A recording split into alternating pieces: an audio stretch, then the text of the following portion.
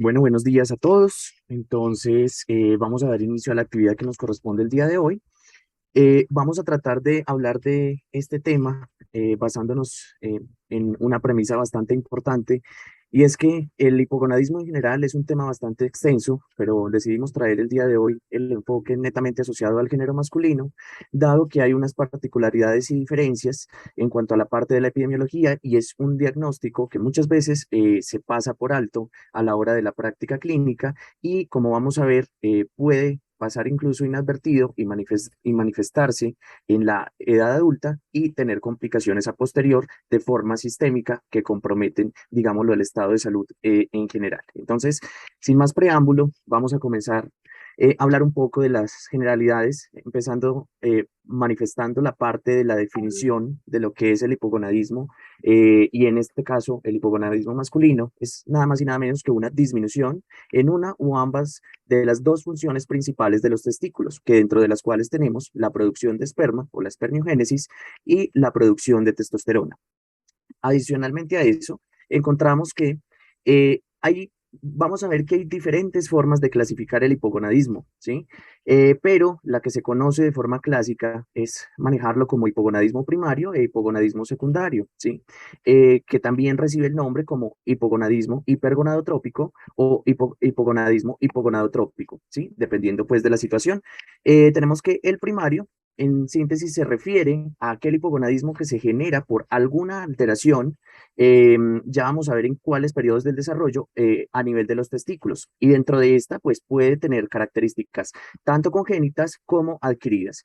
Y el secundario, pues en teoría hace alusión al hipogonadismo de origen central, el cual afecta el hipotálamo y la hipófisis, donde estas gonadotropinas pues se van a ver alteradas en la parte de la secreción, y dentro de las causas también engloba causas que pueden ser congénitas y causas que pueden ser adquiridas. Hay clasificaciones que describen el hipogonadismo terciario, haciendo alusión al hipotálamo, donde básicamente hay alteraciones en la gonadorrelina o la hormona liberadora de gonadotropinas, específicamente en el hipotálamo, pero ya vamos a hacer unas puntualidades en cuanto ahora a lo que se conoce y la parte de la clasificación en cuanto a la diferenciación de ambos, ¿sí?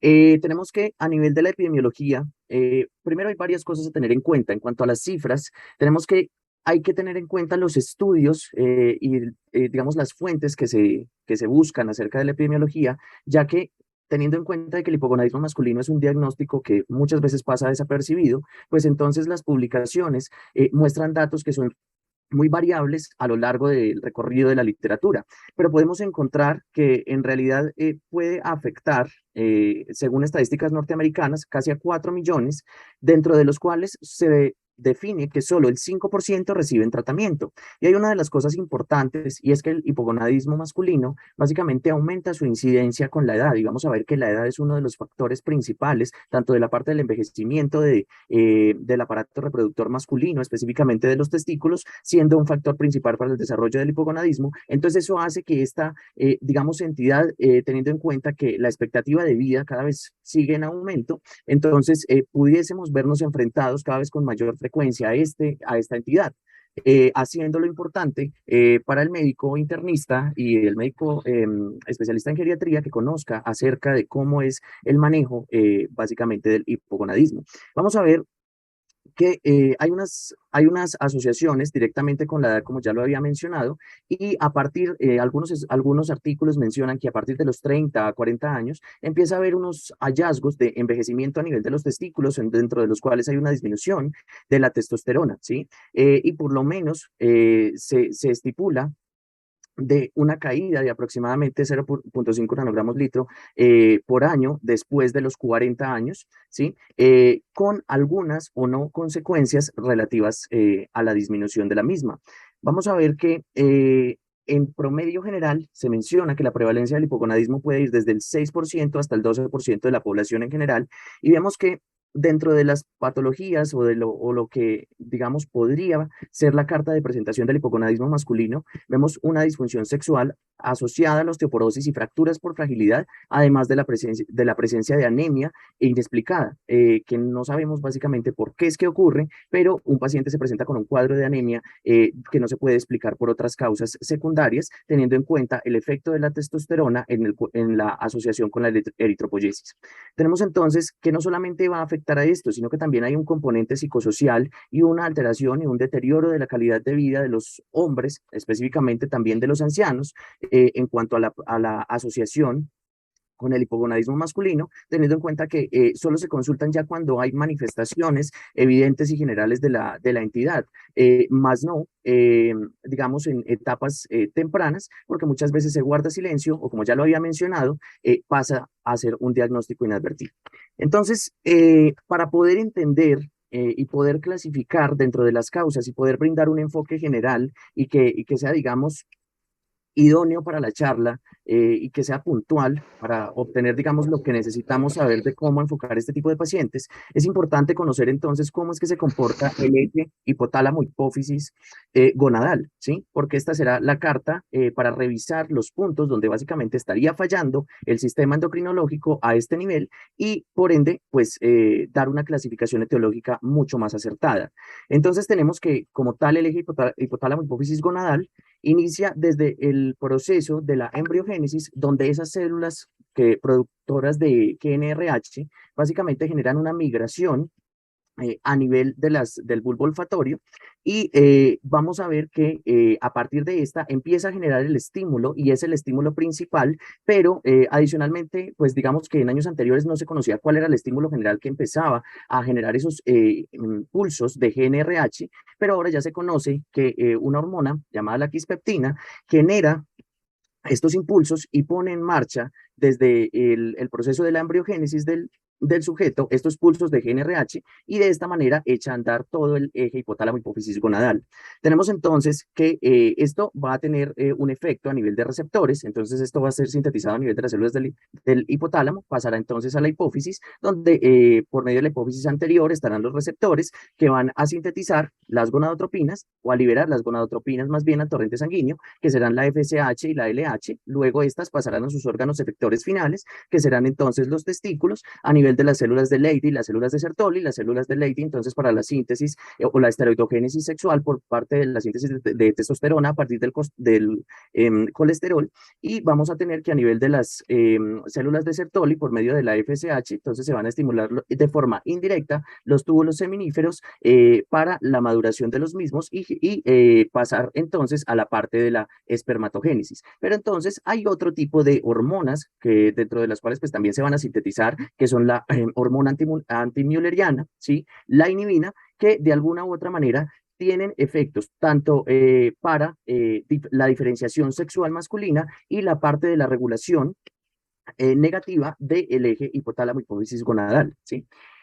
Vamos a tener entonces que cómo es que se da esa parte de la regulación. Entonces, después de que por medio de la estimulación de la FSH y la DLH llegan a los testículos y hay la síntesis de testosterona y demás, entonces esta testosterona coge dos caminos. Por medio de la aromatasa se convierte en estradiol o dihidrotestosterona. La dihidrotestosterona es un andrógeno, pero dentro de este tiene una diferencia con la testosterona, es que la dihidrotestosterona es mucho más potente que la testosterona y tiene mayor afinidad para la parte de los receptores. Entonces esta es la que se va a encargar de generar todos los efectos a nivel de las características sexuales que ocurren más adelante con los aumentos de la testosterona, que es la presencia de la alopecia androgenética, los procesos madurativos masculinos, el engrosamiento de la voz y, entre otras, la aparición del acné y demás, ¿sí? Vamos a tener que también está relacionada con el crecimiento prostático, ¿sí? Y vemos que en condiciones secundarias, como por ejemplo la obesidad, y acá es una de las cosas que con mayor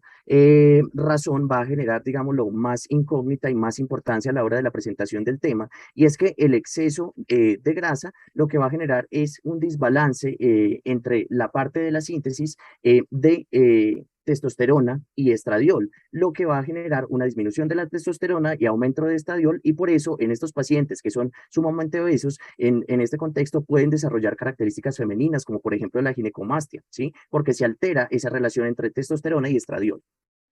Vemos entonces que para la regulación del eje, entonces hay dos cosas. Se tienen en cuenta los niveles de testosterona y estradiol, además de inhibina. Entonces, esta regulación va a generar una retroalimentación negativa a dos puntos, tanto al hipotálamo como a nivel de la hipófisis. Entonces, si es directamente de la hipófisis, esta regulación negativa va a depender de los niveles de estradiol, que por ejemplo en pacientes obesos van a estar mucho más aumentados, y la regulación a nivel hipotalámica va a depender tanto de los niveles de estradiol como de los niveles de testosterona. Entonces, de esa manera, controlaríamos el eje. Lo otro, entonces, es que vamos a ver cómo es el desarrollo sexual, digámoslo, en hombres. Esto es mucho más extenso, de hecho. Hay otras cantidades de sucesos que ocurren a nivel del sistema endocrino, pero pues en aras de tiempo y en aras de enfocarnos en lo que es en realidad importante en este tema, y es aprender a enfocar y dar el tratamiento, simplemente vamos a mencionar cosas principales. Vemos que la estimulación del eje inicia en la etapa fetal, básicamente en la semana 16. Algunos artículos mencionan ya que prácticamente desde la semana 7. Vemos entonces que a nivel, a nivel fetal empieza a haber elevación o los pulsos de la GnRH y aumento de las hormonas sexuales, pero todas estas llegan a suprimirse en la etapa infantil, o bajan por lo menos los pulsos en cuanto a la parte de amplitud y frecuencia. Y es en el momento de la pubertad que pues todavía los mecanismos no se saben a ciencia cierta qué es lo que desencadena el proceso de pubertad. Algunas dicen que pueden estar mediados por factores ambientales, factores genéticos, pero lo que sí es cierto es que esos pulsos de GnRH en la pubertad aumentan, y entonces por esa razón ya la parte de la amplitud de las gonadotropinas, en este caso la LH, inicialmente empieza a generar una pulsación en la noche y empieza a haber el desarrollo de características sexuales secundarias, con la maduración, el crecimiento óseo muscular, el cierre de la epífisis y demás. Y en los adultos, entonces, empiezan a ver esos picos también de GnRH y LH con una producción mantenida de la testosterona, terminando y así perfeccionando las características masculinas secundarias. Vemos entonces que si este proceso se altera de alguna u otra manera dentro de las etapas, pues entonces me van a llevar a síntomas y signos clínicos que me van a poder dilucidar, por lo menos al yo evaluarlos y buscarlos, voy a poder ver en qué etapa del desarrollo fue que se me alteró el eje. Y entonces acá tenemos como una aproximación por lo menos fisiológica acerca de cómo podrían estarse empezando la parte del enfoque del hipogonadismo. Entonces vemos, si por ejemplo hay una disgenesia gonadal, perfectamente vamos a pensar que el proceso básicamente se afectó en la época fetal, y esa que es esta línea que está en azul, ¿sí? Vemos entonces, si por ejemplo hay una ausencia de GnRH, entonces ya vamos a ver que el problema directamente estaría a nivel hipotalámico y perfectamente se puede manifestar en la época fetal, ¿sí? Y vamos a ver entonces que si, por ejemplo, el paciente tiene, digamos, un microfalo, ¿sí? O, por ejemplo, características sexuales secundarias que no se alcanzaron a desarrollar adecuadamente, perfectamente puede ser que vengan alteraciones desde la época fetal, o que en el proceso en el cual se da desde el nacimiento hasta el primer mes, que es una mini pubertad por los picos que se generan de la GnRH, esto no se daría, y por ende esa maduración por lo menos inicial de diferenciación y de término de estos órganos no se dio completamente, ¿sí? Vemos entonces que a nivel de la infancia mantiene estándar, a nivel de la adolescencia, entonces, ¿qué es lo que ocurre? La parte de la maduración sexual secundaria es la que se va a ver de pronto afectada. Si tenemos ahí una dificultad, entonces básicamente ahí es donde vamos a tener problemas de la pubertad retrasada. Y a nivel de los adultos, que ahora es lo que nos interesa, ¿por qué? Porque perfectamente pueden llegar muchos de estos, como el síndrome de Klinefelter, llegan inadvertidos a la etapa adulta, consultan por infertilidad o la distrofia miotónica, que simplemente por atonía, esa es una entidad que se caracteriza por distonía muscular, además de hipogonadismo, pero pues en teoría se hace todo el estudio de la parte de la distonía, dejando y sin mencionarse la parte del hipogonadismo, entonces puede llegar a pasar inadvertido. Entonces, digamos que recoge todo esto desde la época fetal, y en los adultos, si el problema se genera en la época adulta, entonces en teoría lo que se vería afectado sería la capacidad reproductiva, ¿sí? Adicionalmente, ¿a qué cosas? Entonces vamos a ver. que si está directamente afectada la parte adulta, entonces, ¿qué va a haber? Disminución de la libido. Dos, la función sexual. Tres, va a haber una caída de la masa muscular, de la masa mineral ósea o la densidad mineral ósea, llevando incluso a osteoporosis. Vamos a ver entonces también alteración en la eritropoyesis, llevando entonces a procesos anémicos inexplicables, que sería lo que se ve en la edad adulta. Digamos que en la parte de la pubertad, lo que se vería alterado también sería la parte de crecimiento, ¿sí? Vemos entonces que para la parte de la síntesis de testosterona, entonces arranca desde la parte del colesterol. La fuente de los andrógenos va a partir, digámoslo, de dos fuentes principales a nivel de, de la parte sexual y también de las glándulas suprarrenales. Vamos a tener que de todo el proceso de la síntesis de testosterona, entonces vamos a tener cuatro reacciones principales: de hidroxilación, de deshidrogenación, de isomerización y de acortamiento oxidativo, que ese último sería por parte de las desmolasas, pero sin entrar en mucho detalle en esta parte bioquímica, simplemente hay que conocer que por medio del colesterol, pues se transformará a pregnenolona, va a generar dos derivaciones para la síntesis entonces de androstenediol o androstenediona y formará testosterona. Esa misma testosterona, por medio de la aromatasa o la 5-reductasa, entonces o forma un esteroide sexual que es mucho más potente, que es la 5-dihidrotestosterona, que es la de las características sexuales secundarias, o la parte del estradiol, que de forma secundaria será el que genera el efecto protector a nivel óseo. ¿Sí? Entonces, esa es como la ventaja. Lo que tenemos entonces, después de la parte, ya cuando se empieza pues a producir, tenemos que más o menos la cantidad de testosterona que se secreta en el día son 7 miligramos al día. Más o menos el 5% del pool general de testosterona deriva de las suprarrenales, como ya lo habíamos mencionado, y la afinidad de esta última está más afín a la dihidrotestosterona que hacia la testosterona misma. Por eso el efecto tan fuerte que tiene a nivel de el desarrollo de las características sexuales secundarias. Otro de los puntos, y son importantes para generar y entender la fisiopatología del hipogonadismo, es la parte de los mecanismos de transporte. Digamos que la testosterona se transporta, digamos, de tres formas principales en el organismo: de forma libre, en un 2%, siendo, o por lo menos se conocía que sería la forma biológicamente activa, pero ahora pues se sabe que la albúmina, aunque tiene menor afinidad, se transporta en un 54% la testosterona unida a la albúmina, pero de alguna u otra manera también puede llegar a tener alguna actividad biológica. Es por esto que si hay procesos en los que me afecte la albúmina, como en una hipoalbuminemia, pues entonces también vamos a llevar a un hipogonadismo secundario a características sistémicas. Y vemos que el 44%, y no menos importante, se va a transportar por medio de la globulina transportadora de hormonas sexuales, ¿sí? Que esta va a tener una importancia bastante significativa ahora más adelante.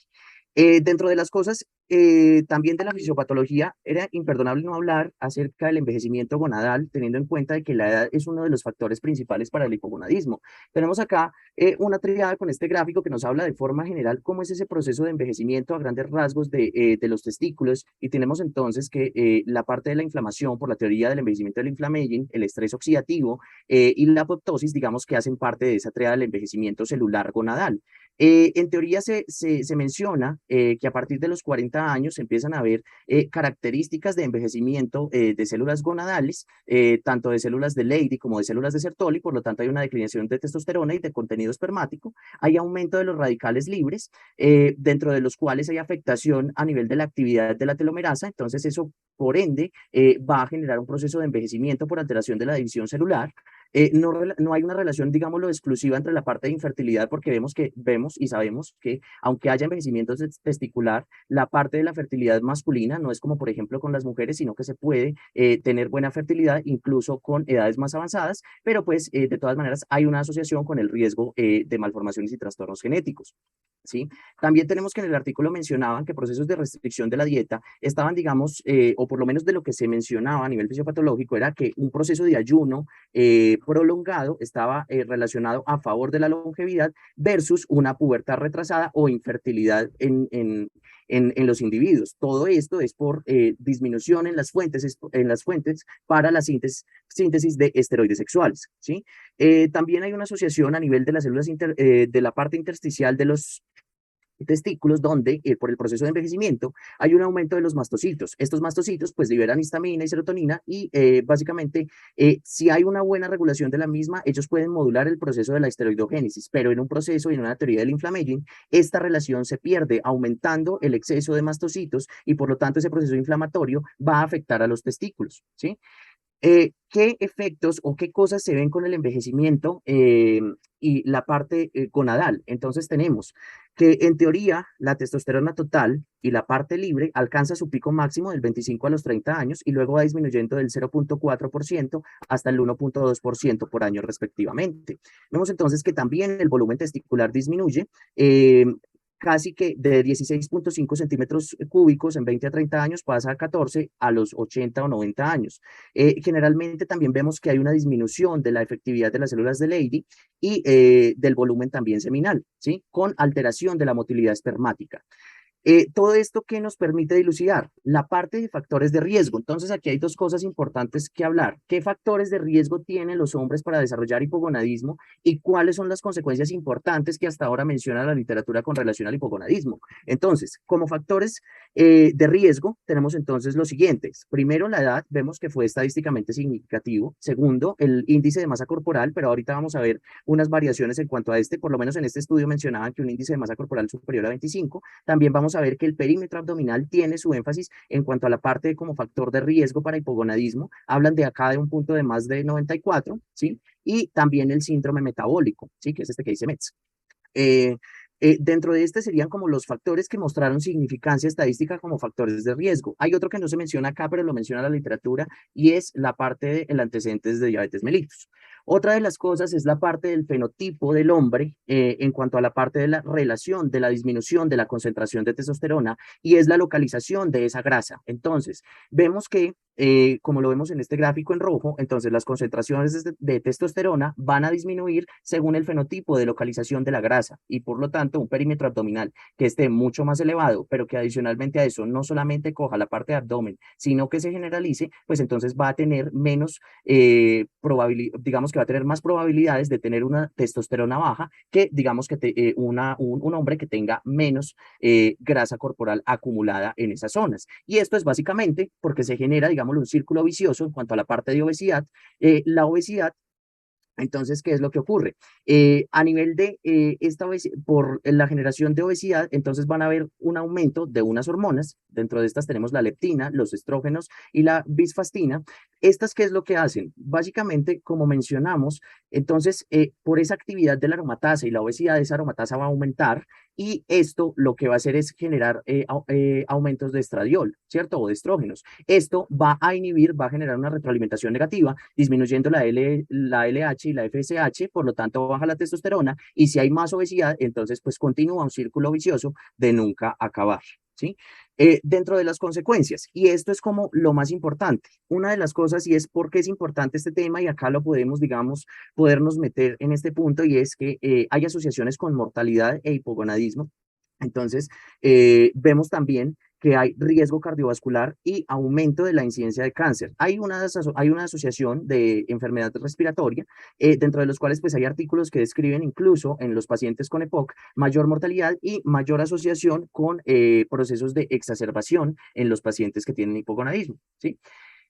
Dejando a un lado la parte de los factores de riesgo, entonces nos vamos a meter a la infinidad de clasificaciones que nos hablan para establecer la etiología. Entonces tenemos a nivel entonces lo podemos dividir en primario y secundario. Primario entonces por afectación testicular, secundario por afectación a nivel hipotálamo hipófisis. El primario entonces, si yo tengo un problema en el testículo, entonces voy a tener baja la testosterona, pero voy a tener la hipófisis bien, entonces mi respuesta va a ser adecuada. Entonces, por lo tanto, las hormonas hipofisiarias van a aumentar. Entonces, tendríamos la LH aumentada y la FSH aumentada. Esa es una característica.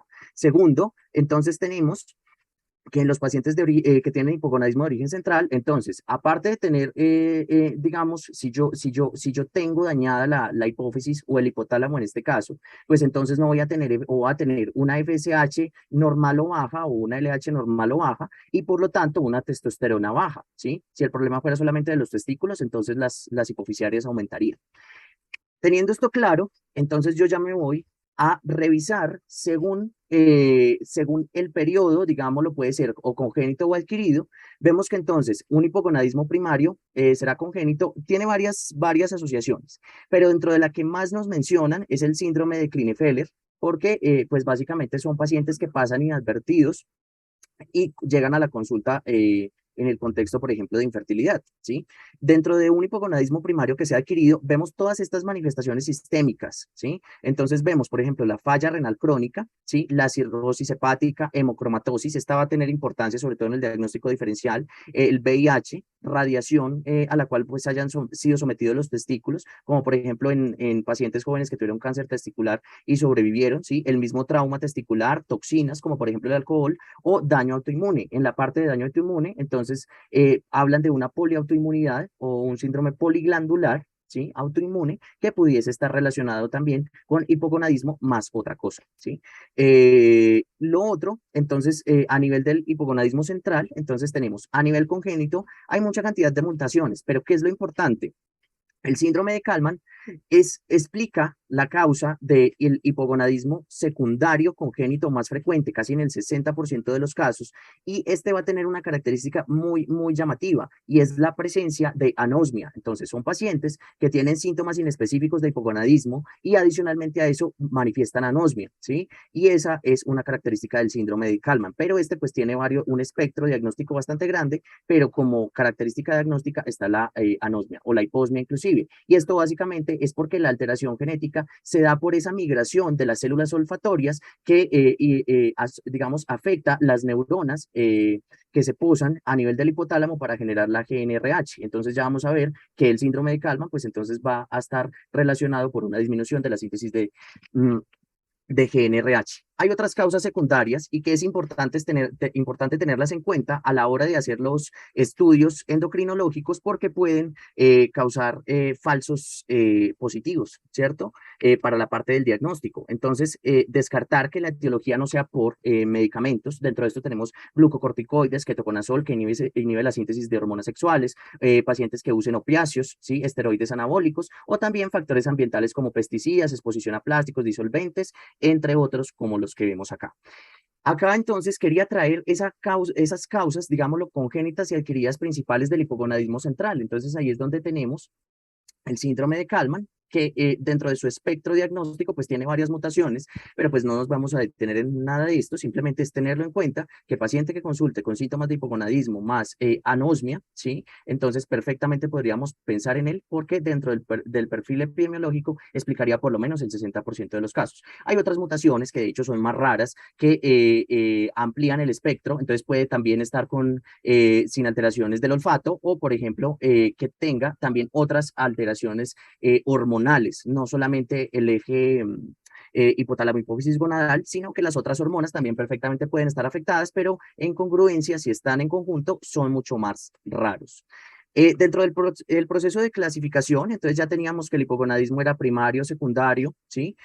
Pero también, aquí hay un artículo colombiano, es más viejito, del 2014, pero quise traerlo porque como que daba una aproximación en la parte de la clasificación un poco diferente a lo que muestra pues la literatura actual, y es básicamente basándonos en el mecanismo fisiopatológico del hipogonadismo. Vemos entonces que lo que dice simplemente casi que lo subdivide en 5 grupos, dentro de los cuales él hace la diferenciación ya en el terciario, o sea, del nivel hipotalámico, con las diferencias a nivel bioquímico que mencionamos, hace alusión a un cuarto, y es la asociación del hipogonadismo secundario al envejecimiento, y el otro punto sería entonces la asociación del hipogonadismo dado por la obesidad, dado por el estrés o dado por características del ambiente. Si bien es cierto, a la hora pues de analizar la clasificación nueva con la clasificación anterior, sí es cierto que hace unas distinciones en cuanto a la parte de la clasificación, pero en términos generales, para el enfoque termina siendo lo mismo,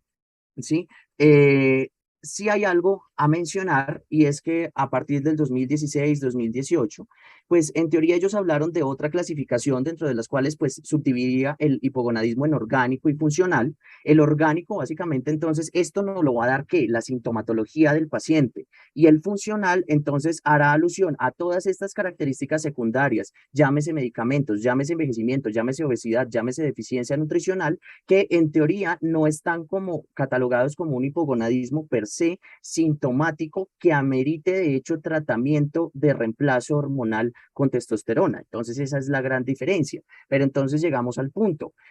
¿Cómo es que diferenciamos esto? Hay una parte donde se dice que en la parte de los adultos se conoce como esta entidad, el hipogonadismo de aparición tardía, ¿sí? Que básicamente hará alusión casi al 70% de los hipogonadismos presentes en los pacientes ancianos o en los pacientes adultos mayores de 65 años. ¿Y cuál es la diferencia? Que en este hipogonadismo no hay una alteración per se derivada de un hipogonadismo primario patológico o por alteración estructural, ¿sí? Sino más bien es de características funcionales. ¿Y esto para qué sirve? Simplemente, y no menos importante, para la parte del tratamiento, para saber si a ese hipogonadismo que tengo al frente le voy a colocar hormona, reemplazo hormonal o no le voy a poner nada, y simplemente con manejo de estilos de vida y tratar las causas secundarias que me llevaron a ese hipogonadismo funcional, se resuelve la sintomatología del paciente.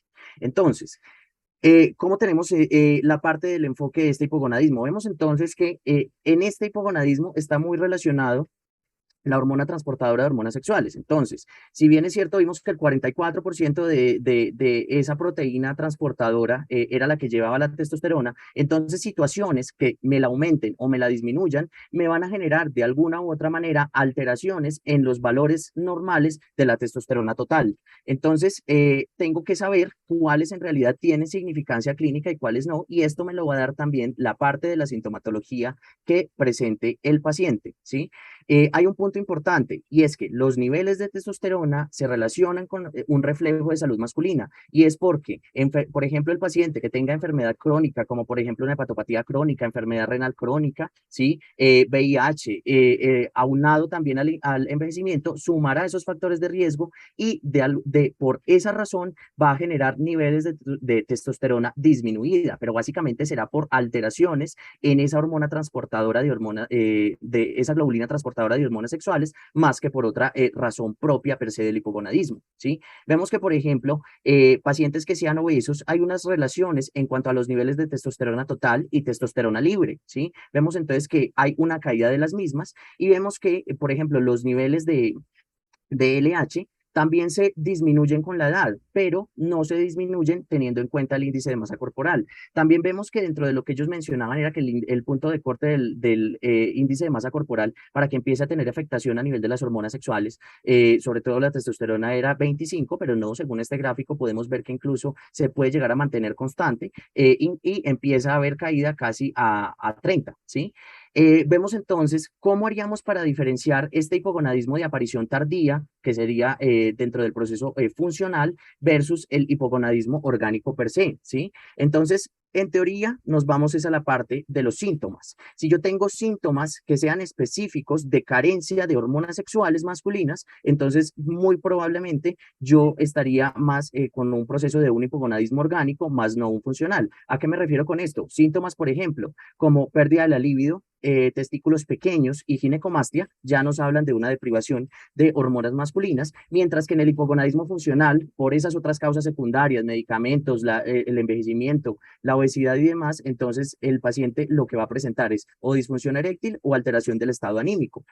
Otra de las cosas que diferencian es que si el hipogonadismo tiene per se una causa, digamos, orgánica, entonces la terapia de reemplazo con testosterona, de hecho, mejorará la parte de los síntomas. En cambio, para el proceso funcional no está del todo establecido y el manejo sería básicamente compensar la enfermedad renal, compensar la enfermedad hepática, que baje de peso y que disminuya todas estas otras causas secundarias. Si tenía medicamentos, entonces suspéndaselos o cámbieselos, pero y con eso pues mejorará los otros síntomas de disfunción eréctil y también de trastorno del estado anímico, pero esto no es tan fácil porque vemos que dentro de ese hipogonadismo funcional que ellos presentan, ellos pueden tener varios fenotipos. Dentro de esos fenotipos, entonces pueden tener uno que se parezca a un hipogonadismo primario o uno secundario, y vamos a ver que en el primario, ¿qué es lo que ocurre? Que también lo denominan como si fuera compensado, y es el paciente que tiene testosterona normal, ¿sí? Con una LH que está aumentada. Ahí está el proceso de compensación. El paciente tiene una leche que está aumentada porque está compensando esa caída de testosterona, pero la testosterona total en realidad no se cae. Y esta nos habla pues de un proceso, digámoslo, funcional, ¿sí? Tenemos que dentro de las características clínicas, lo que ya les había mencionado, y es la siguiente parte. Tenemos que dentro de todos los síntomas que engloban el hipogonadismo, tenemos la disfunción sexual, ¿cierto? La debilidad muscular, la ginecomastia, la parte de la falta de energía, fatiga, anemia, bueno, todas estas cosas. Pero las guías de la Asociación Europea de Endocrinología básicamente nos mencionan que teniendo en cuenta la especificidad de los síntomas, entonces yo puedo, digamos, decir en cuál yo me encuentro para decir que el paciente está en una verdadera deprivación de hormonas masculinas, que era entonces la parte el hipogonadismo o la disminución del tamaño de las gónadas. Acá ellos lo mencionan por debajo de 6 mililitros el volumen, ¿sí? Y síntomas sugestivos, entonces la pérdida de la libido, ¿sí? Disminución de las erecciones matutinas, que el paciente tenga un fenotipo eunucoide, ¿sí? Como los eunucos, la historia de los eunucos, y ya otros no específicos que hablarían de la parte funcional, como alteración del sueño, del estado de ánimo y la parte de la fatiga.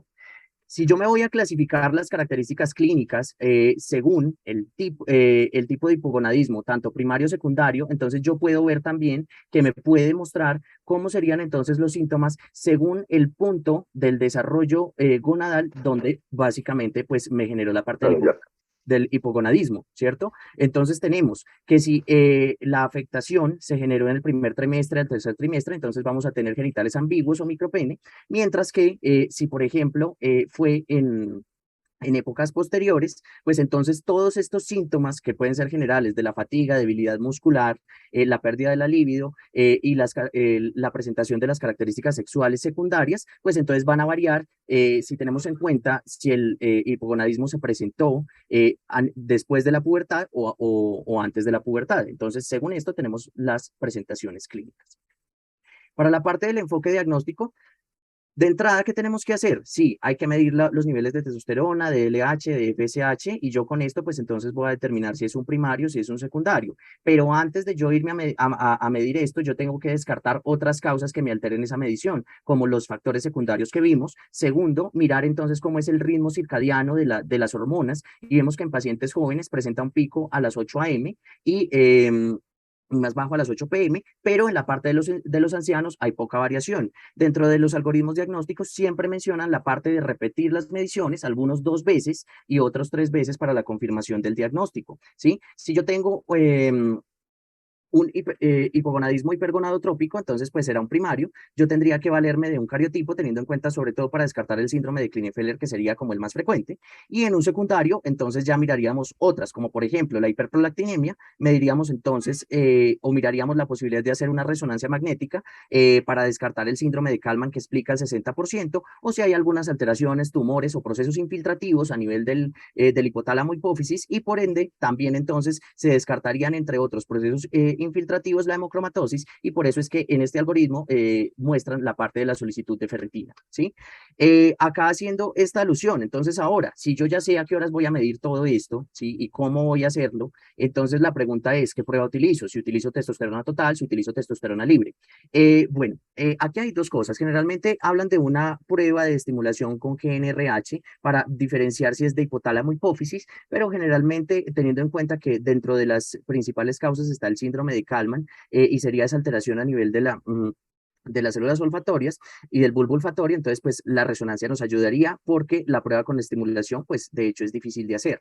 Por la parte de la testosterona libre y la testosterona total, las guías recomiendan por lo menos iniciar con la parte de la testosterona libre.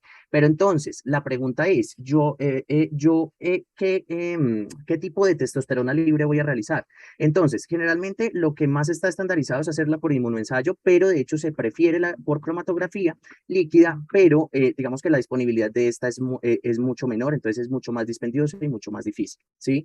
Si yo tengo pacientes que me tengan alteraciones en esa globulina transportadora de hormonas sexuales, pues de entrada yo voy a saber que los niveles de esa testosterona libre me pueden salir alterados. Entonces, bajo esas condiciones, acá es donde tenemos, por ejemplo, a colación los pacientes obesos, yo debería medir más bien una testosterona libre para hacer la realización del diagnóstico clínico. ¿sí? Ya vamos a ver entonces cuáles son los métodos para medir esa testosterona libre. Entonces tenemos por diálisis de equilibrio, es el ensayo más preciso. El inmunoanálisis, pues digamos, no involucra el paso de separación, por lo cual pues subestima los niveles, pero digamos que la disponibilidad de las mismas también es difícil. Entonces, pues generalmente o a veces lo que se hace es calcularlas por medio, si yo tengo pues las otras variables, tengo los niveles de testosterona, la globulina transportadora de hormonas sexuales, pues entonces calculo la fracción libre, pero estando sujeto a que puede haber unas variaciones de la misma. En resumidas cuentas, entonces tenemos el enfoque diagnóstico y resume lo siguiente. Tenemos que primero, yo debo considerar un screening en pacientes con hipogonadismo, entonces en pacientes que tengan sintomatología relevante, es decir, yo no le voy a pedir eso a todo el mundo, ni simplemente porque se quejó de fatiga o algo así, no, simplemente entonces tiene que tener sintomatología que sea comprobada por la literatura. Aquí hay algunas en esta gráfica, dentro de las que mencionan pues la disminución del volumen testicular, ¿sí? La pérdida de la libido, ¿sí? La parte de fracturas de bajo impacto, entre otras, ¿sí? Lo que debemos hacer en este contexto entonces es medir la testosterona total 2 veces, hacer la diferenciación si tiene alteraciones que me afecten la globulina transportadora de hormonas sexuales y si así entonces yo mido o calculo la total, ¿sí? La idea es tomarla entre las 7 a 11 a.m. por el pico máximo, ¿sí? Y hago alusión también y tomar entonces FSH, LH, prolactina, cortisol y otras hormonas, además de hierro y todo el perfil ferroquinético para descartar otras causas. ¿Esto para qué me sirve? Si es una causa secundaria, obviamente me va a cambiar el tratamiento porque dentro de la causa primaria siempre está indicado el tratamiento hormonal. Dentro de las causas secundarias, si tienen síntomas asociados a hipogonadismo verdadero, que no sea el hipogonadismo de aparición tardía, tendrá también indicación el tratamiento con terapia hormonal, ¿sí? Pero si es este de aparición tardía, pues evidentemente no. Ahora, este es el mismo algoritmo, pero nos centramos básicamente en la solicitud de las otras hormonas y estas se solicitarían en el hipogonadismo central, dentro de las cuales el estudio hormonal sería cortisol, TSH, T4 libre y IGF-1 para mirar la integridad del eje de la hipófisis, ¿sí? Y descartar otras causas secundarias. Y tenemos que si analizamos FSH y LH, entonces vamos a mirar qué escenarios clínicos tenemos. Como primera medida, el primario y el secundario, como vimos, pero hay unas variantes raras. Si yo tengo una FSH elevada con una LH y una testosterona normal, entonces vamos a indicar que básicamente puede haber una falla espermatogénica con fusión de las células de Leydig preservada, porque la testosterona está normal, lo que está fallando es la FSH, entonces la diferenciación de los túbulos seminíferos es la que está afectada. Si yo tengo entonces testosterona, FSH y LH normales con azospermia, entonces perfectamente puedo tener un desorden obstructivo a nivel de los túbulos seminíferos, o si tengo testosterona, estradiol, LH y FSH elevada, puedo tener un síndrome de insensibilidad androgénica, porque pues estos estarían elevados en aras de que hay problemas en los receptores y en las sensibilidades del mismo, ¿sí? Ahora la cosa es a quién tamizar. Esto es algo complejo porque las guías dicen que no se ponen de acuerdo a quién yo le voy a hacer un tamizaje para hipogonadismo. Digamos que hay varias y dicen, en teoría tienen en cuenta, digamos, algunos aspectos y es pacientes con anemia inexplicable, sarcopenia, depresión refractaria al tratamiento, uso crónico de opioides, glucocorticoides, pérdida de peso asociada a VIH y disfunción eréctil, ¿cierto? Si vemos todos los otros, varían en que hay pérdida de la densidad mineral ósea, ¿sí?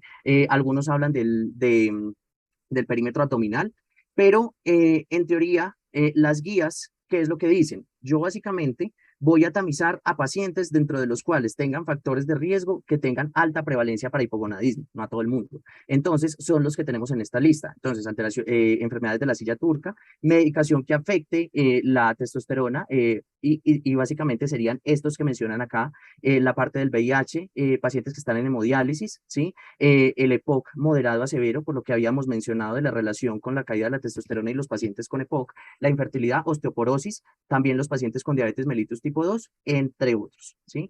Los puntos de corte, en teoría, varían en cuanto a la parte de la edad, la parte de laboratorio y todo lo demás, pero este -8 está subrayado. ¿Por qué? Porque es el que con mayor razón se asoció a aumento en la mortalidad. Si yo tengo una testosterona total menor a 8, pues se asocia con mayor mortalidad dentro de los factores de riesgo que se relacionan. Entonces, por ejemplo, en estos pacientes que tienen hipogonadismo de aparición tardía. Entonces, si bien es cierto, ellos inicialmente, ya les voy a mostrar, digamos, lo que englobó la evidencia actual de lo último que sacó la Asociación Americana de Endocrinología, y es que el punto de corte, digamos, era por debajo de 11. Si yo tenía una testosterona total por encima de 12, básicamente en un paciente o que sea anciano, uno descartaría que, en resumidas cuentas, no es algo sine qua non, pero podría descartar que estuviese cursando con un hipogonadismo, ¿sí? Pero hay otros puntos de corte. Si, por ejemplo, yo tengo ese paciente que no tenga ningún síntoma de patología propia de hipogonadismo como tal que se identifique por alteración estructural, entonces, según la edad, vemos entonces que si es a 35 años, está a 10.4 o mayores de 70, 6.4.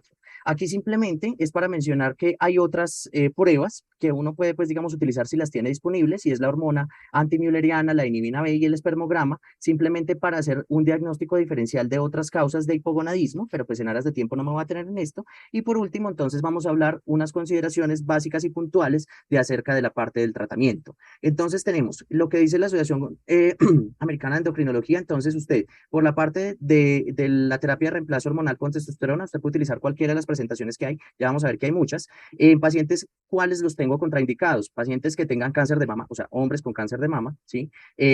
Cáncer de próstata. Entonces, lo que ellos dicen es, si en algún momento del tratamiento yo tengo un PSA que está mayor a 4 o 3 veces más, por lo menos de que creció 3 veces más del límite inicial, pues entonces yo debería básicamente derivarlo al urólogo, ¿cierto?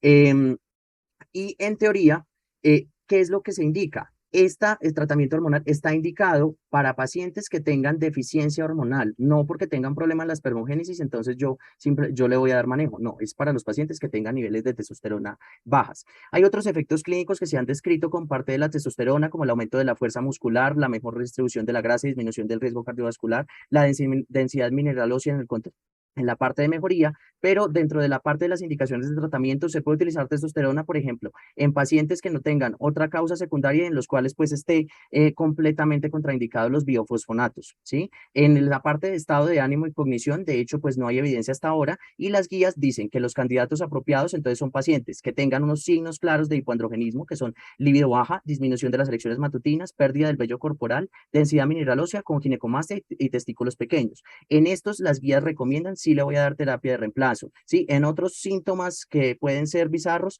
fatiga, depresión y anemia, de hecho no se darían. En los pacientes que tienen hipogonadismo de aparición tardía, esto es una de las cosas que, digamos, antes no se sabía básicamente yo a quién le voy a dar tratamiento en este tipo de pacientes. Básicamente lo que ellos mencionan es que si cumple estos criterios, pues entonces yo modificaría factores de riesgo como ejercicio, estilo de vida, que pierdan peso, compensación de las comorbilidades secundarias que llevan a esa caída de la testosterona, y el tratamiento pues estaba controversial, ¿cierto? Pero entonces, al revisar pues metaanálisis, ¿qué es lo que tenemos? En cuanto a la parte de calidad de vida en estos pacientes con hipogonadismo de aparición tardía, que son los mayores de 65 años, entonces la calidad de vida, de hecho, en este Funesplot sí mejoró en la gran mayoría, ¿sí?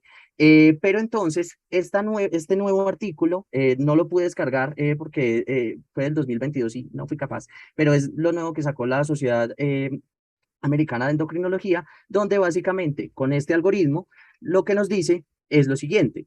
em, que en estos pacientes ancianos, ¿sí? Incluso con hipogonadismo de aparición tardía, nos describen yo a quién le voy a dar terapia de reemplazo con testosterona. Entonces son aquellos pacientes que tengan por lo menos, si tienen tres síntomas sexuales, dentro de los cuales está la disminución de la libido, la pérdida en la mañana de las erecciones, y que tengan, por ejemplo, disminución del volumen gonadal, o también si tienen anemia o densidad mineral ósea baja. Y adicionalmente a eso, ya dan puntos de corte para establecer tratamiento hormonal en esta población, y es una testosterona total por debajo de 11 con una testosterona libre, que en estos pacientes es indispensable calcularla por el efecto de la hormona transportadora de hormonas sexuales, de la globulina, entonces serían niveles por debajo de 220. Lo demás es exactamente como ya se los había mencionado. Dentro de la parte de los tratamientos, entonces tenemos que hay varias presentaciones. Sí, se puede utilizar cualquiera, pero pues tenemos en cuenta la parte de costo-beneficio. Ya Hay unos que son, por ejemplo, con terapia oral, pero la terapia oral, pues esta hormona va a generar metabolismo por parte hepática, disminuyendo incluso la biodisponibilidad, entonces por eso es que se prefieren tratamientos transdérmicos o intramusculares.